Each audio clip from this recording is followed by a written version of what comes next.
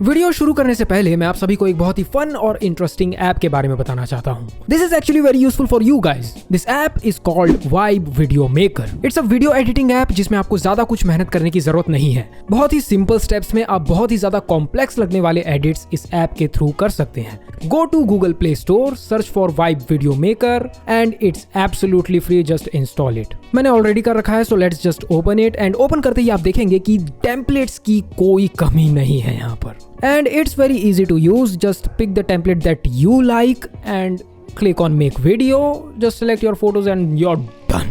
And मुझे पता है इस तरह के एडिट्स बहुत ज़्यादा पॉपुलर हैं एनिमे कम्युनिटी में, इसीलिए ये ऐप भी आपके बहुत ज़्यादा काम की है। And the app itself is also totally free. Just go to the link in the description and download it right now.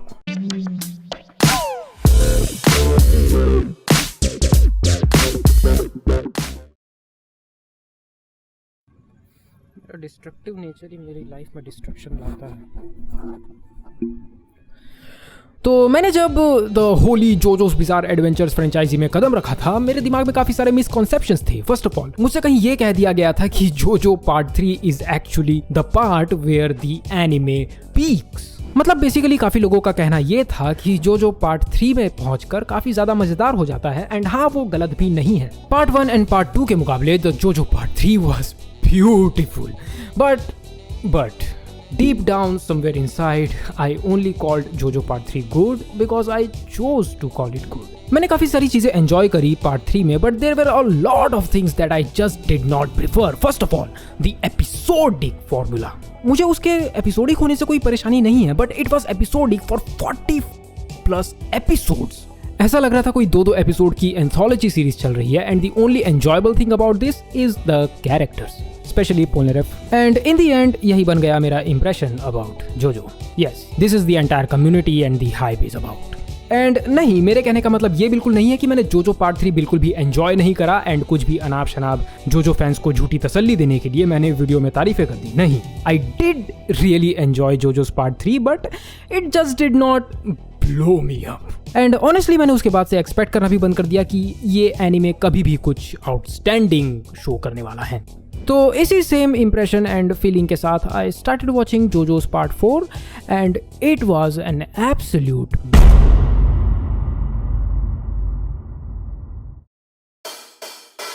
JoJo's Bizarre Adventures Part 4 Diamond is incredible. It surpassed all of my expectations and it blows me away. Okay, मैं कसम खाता हूँ कि मैं part 3 का नाम और नहीं लूंगा पूरी वीडियो में, but this is the last time I'm mentioning it. Part 3 no doubt काफी ज्यादा enjoyable, but also काफी ज्यादा simple and काफी ज्यादा straightforward. But that's not to say कि पार्ट 4 काफी ज्यादा straightforward और simple नहीं है. The first half of part 4 is very much similar to part 3. वही episodic formula, defeating one enemy after another. First half में काफी हद तक यही चलता है, but in the second half JoJo part 4 ups its game to a whole new level. मैंने seriously realise ही नहीं किया कि मैं कब इतना ज्यादा इन्वॉल्व हो गया इसकी स्टोरी में। And this was a feeling जो पिछले 3 पार्ट्स डिलीवर नहीं कर पाए थे, but part 4 was doing it इतना ज्यादा कि character and character movements became secondary to me. अगर एक भी एपिसोड के लिए ये मेन प्लॉट से अपना ध्यान हटा दे तो मेरा दिमाग खराब हो जाता था। हालांकि मैं इन स्लाइस ऑफ लाइफ फैक्टर्स को भी काफी ज्यादा एंजॉय कर रहा था, बट जो इसने अपने मेन प्लॉट में ऑलरेडी सेटअप कर रखा था, that was just insane that whenever they pointed at it I wanted it to happen right at that moment. Now मैंने जो इतनी सारी बातें की हैं, इन सब से मेरा मतलब ये बिल्कुल नहीं है कि जोजो पार्ट 4 के कैरेक्टर्स बिल्कुल भी मजेदार नहीं है। नहीं, I would argue they are just as much fun as the previous 3 parts except Polnareff. Now specifically JoJo part 4 के कैरेक्टर्स ना सिर्फ इंटरेस्टिंग है, but there is just so much of character dynamics between them. Character dynamics का मतलब होता है characters के बीच का डिफरेंस, उनके बीच का कॉन्ट्रास्ट, जिसकी वजह से कैरेक्टर्स के बीच का इंटरैक्शन ही व्यूअर्स के लिए काफी ज्यादा मजेदार एक्सपीरियंस होता है। एंड ये चीज जोजो पार्ट 4 में कूट कर भरी है। Now first of all, Jotaro, everyone knows him. Part 4 में उसकी एज है 28, मतलब पार्ट 3 और पार्ट 4 के बीच 11 साल बीत चुके हैं। मैं ये नहीं कहूंगा कि जोतारो में बहुत ज्यादा बदलाव आया है पार्ट 3 के मुकाबले, बट कंपैरेटिवली देखा जाए तो पार्ट 4 में वो काफी ज्यादा दिमाग चलाता है and he is very respected. वो बाकी कैरेक्टर्स के लिए एक लीडर की तरह एक्ट करता है and he is also almost a detective in part 4. Now, Higashikata Josuke, the protagonist of part 4, well, जोस्के के प्रति मेरे फर्स्ट और लास्ट इंप्रेशन में बहुत ज्यादा अंतर है। जब इसे इंट्रोड्यूस किया गया था शो के अंदर, then he was introduce like a very humble and kind personality. But जैसे जैसे स्टोरी आगे फॉरवर्ड होने लगती है, जोस्के के कैरेक्टर में काफी ज्यादा चेंजेस भी आते हैं। मैं इसको ट्रूली कोई कैरेक्टर डेवलपमेंट नहीं कहूंगा, मैं जस्ट कहूंगा कि Araki chose a different personality for him and it was honestly way better. Josuke is just an average teenager, नहीं नेटफ्लिक्स वाला टीनेजर नहीं, एक एक्चुअल समझदार और लाइकेबल टीनेजर। उसमें अच्छाइयां भी हैं और एक बहुत ही सामान्य मनुष्य वाले फ्लॉज भी हैं। And just like all the previous JoJos except Jonathan, Josuke का भी अपना एक स्पेशल कैरेक्टर क्वर्क है। उसके बालों को मत छेड़ना और ना ही उनका मजाक उड़ाना, और you will taste the craziness of his crazy diamond. Next up, Hirose Koichi, probably the coolest character of part 4। And ये चीज आप शुरुआत के एपिसोड्स में बिल्कुल भी रियलाइज नहीं कर पाएंगे, because Hirose Koichi from the surface appears like a very kind natured kid, एक बहुत ही शांत स्वभाव वाला, काइंड हार्ट वाला बालक, जो कि वो डेफिनेटली है। But if the situation demands, then this guy can become the real badass. ये कैरेक्टर लिटरली जब भी ऑन स्क्रीन होता है, अपने सिर्फ 1 और 2 एक्शन से this guy can steal the show. He gets the job done unlike you, he has a girlfriend unlike you. मे भी शायद कोइची आराकी का भी फेवरेट कैरेक्टर है, दैट्स व्हाई वो हमेशा उसे एक स्पेशल स्पॉटलाइट में ही रखना चाहते हैं। And Koichi is also the most recurring character of part 4, मतलब वो जितना अपीयर होता है पार्ट 4 में, मेरे ख्याल से शायद उतना और कोई दूसरा कैरेक्टर नहीं होता। दैट्स व्हाई हम जितना कोइची का कैरेक्टर इंटरेक्शन देखते हैं, it helps flashing out his character. And probably मेरे ख्याल से शायद हर कैरेक्टर ही इस शो का बहुत ज्यादा फ्लैश्ड आउट है because of the setting. The town of Moreau is a very beautiful setting. मैं इससे ज्यादा कुछ नहीं कह सकता बिकॉज कुछ कहने के लिए है भी नहीं। जो पार्ट 4 की सेटिंग अपने आप में बहुत ज्यादा एक्स्ट्रा ऑर्डिनरी या फिर बहुत कुछ क्रेजी नहीं है। It's just a town where our characters live. वो यहाँ पर रहते हैं, अपना सामान्य जीवन व्यतीत करते हैं। तो एक सिंपलिस्टिक सेटिंग किस तरह से हेल्प कर सकती है कैरेक्टर्स और स्टोरी टेलिंग को अच्छे से प्रेजेंट करने में? Well, the thing it does that it keeps the scope limited. जो पार्ट 4 की कहानी की शुरुआत से लेकर उसका कंक्लूजन सब कुछ इस छोटे से टाउन में ही होता है, जो कि आराकी के लिए भी एक बहुत अच्छी अपॉर्चुनिटी है कि इस बार वो दूसरी ज्यादा इंपॉर्टेंट चीजों पर ध्यान दे सके। मुझे अच्छा लगा कि इस बार उन्होंने एडवेंचर्स शब्द को बहुत ज्यादा लिटरली नहीं लिया, बिकॉज आप सब ऑलरेडी जानते हैं कि जो के कैरेक्टर्स आर ऑलवेज ट्रैवलिंग। यहाँ से 10,000 किलोमीटर दूर बैठा है हमारा दुश्मन, हम 50 दिन का सफर करके जाएंगे उसको मारने के लिए। वो 50 दिन का सफर होगा कंटेंट, एंड जब हम उसको मार देंगे वो होगा क्लाइमेक्स। दैट्स इट, शो खत्म। Well, sorry for mentioning it again, but that was the whole part 3। Part 3 में मैंने लिटरली सब कुछ एंजॉय किया सिवाय मेन प्लॉट के। मैं उसे बिल्कुल भी सीरियसली नहीं ले पा रहा था। हाँ, शुरू में I kind of did, but later I just stop taking it seriously because देखो, जिस तरह का उनका ये मिशन था, मेरी नजर में it should have been an extremely time sensitive mission, but in actual it was the exact opposite of that.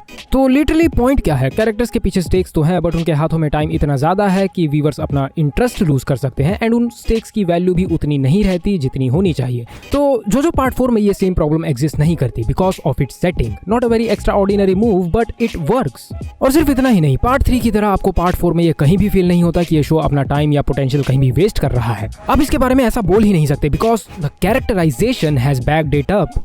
अब खुद ही सोचो, हमारी जो मेन स्क्वाड की जो टीम है उसमें से 3 लोग स्कूली बालक हैं, एक मांगा राइटर है और एक मरीन बायोलॉजिस्ट है। एंड ये 5 बिल्कुल ही आम लोग एक सीरियल किलर के पीछे हैं, एंड वो भी इसीलिए बिकॉज इन लोगों के पास पावर है और इनका मन साफ है। That's it. इससे ज्यादा इनके पास कोई भी वैलिड वजह नहीं है एक सीरियल किलर के पीछे 24 घंटे पड़े रहने की। तो कई बार आप इन कैरेक्टर्स को चिल मारते हुए भी देखोगे। जो part 4 is also a slice of life anime. भले ही इन सबके पास सुपर पावर्स हो, बट इनकी अपनी खुद की लाइफ भी है। सब अपना सामान्य जीवन जीते हैं, but they are always alert and they are always looking.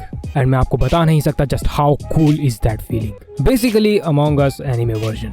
एक बहुत ही छोटा सा टाउन है जहाँ पर हमारी स्क्वाड हर जगह फैली हुई है, अपने डेली टास्क करने में बिजी है, but at the same time हर कोई चौकन्ना भी है बिकॉज कभी भी एनकाउंटर हो सकता है इस टाउन के इम्पोस्टर से। There is a Yoshikage Kira among us. तो कॉपी पेस्टा तुम्हें कमेंट्स में ऑलरेडी मिल जाएगा, मुझे किसी से कहने की भी जरूरत नहीं है। मैंने अब तक सिर्फ और सिर्फ टेक्निकल एस्पेक्ट्स की ही बातें की हैं इस पूरी वीडियो में। Now coming to the entertainment value, this guy is a one man show. This guy owes nothing but entertainment. Yoshikage Kira is no one. वो कोई एस्टेक गॉड नहीं है, वो कोई 150 साल पुराना वैम्पायर नहीं है, वो अमेरिका का राष्ट्रपति भी नहीं है। He is just an enemy stand user and god damn he is incredible. Yoshikage Kira की एंट्रेंस शो के अंदर बड़ी ही साधारण सी होती है। उसका स्टैंड काफी ज्यादा पावरफुल है, बट हमने इससे भी ज्यादा ओवरपावर्ड और रिडिकुलस स्टैंड्स ऑलरेडी देख रखे हैं, तो कुछ ज्यादा इंप्रेसिव नहीं लगता है इन द बिगिनिंग। वो सिर्फ एक बुरा आदमी है और एक स्टैंड यूजर है, दैट्स इट। एंड वो पार्ट 4 का मेन विलन भी है। क्यों? तो अब बचता है सिर्फ एक सवाल, क्या योशिकागे कीरा सुपर इंटेलिजेंट है?